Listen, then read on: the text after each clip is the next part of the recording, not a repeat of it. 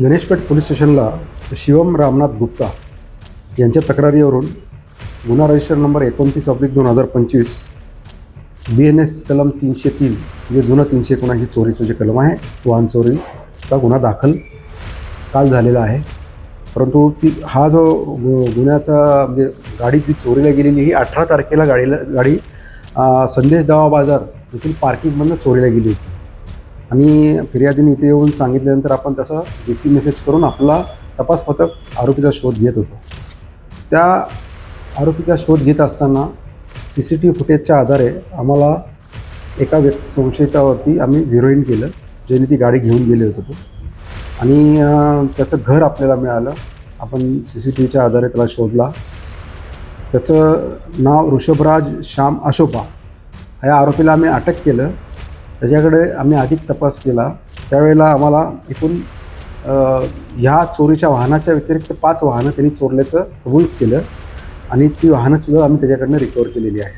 त्यामध्ये 3 Activa, 1 Honda shine आणि 1 Dio अशी इतर 5 वाहनं आणि या गुन्ह्यातलं ॲक्टिवा अशी 6 वाहनं आम्ही जप्त केलेली आहेत. ह्या जप्त केलेल्या वाहनांच्या बाबतीत सीताबर्डी पोलीस स्टेशनला 2, अजनीला 1 आणि गणेशपेठचा 1 असे 4 गुन्हे आम्ही उघडकीला आणलेले आहेत. इतर 2 वाहनं त्याच्याकडनं जी जप्त केलेली तीसुद्धा त्यांनी चोरलेली आहेत. त्याच्या इंजिन नंबर आणि चॅसिस नंबरवरून आम्ही आणखी तपास करीत आहोत की ही कुठल्या गुन्ह्यामधली नेमकी वाहनं आहेत. त्याला ते आठवत नाही कुठनं चोरलेली आहे ती. त्यामुळं त्या इंजिन नंबर, चॅसी नंबरवरून आपण माहिती घेत आहोत. हा जो आरोपी आहे ऋषभराज श्याम अशोपा, हा VME कॉलेजच्या मागे वर्धमान नगर या ठिकाणी राहावयास आहे आणि याची मोडस अशी आहे की याला व्यसन आहे. हा MDचं दारू पिण्याचं आणि MDचं व्यसन करतो.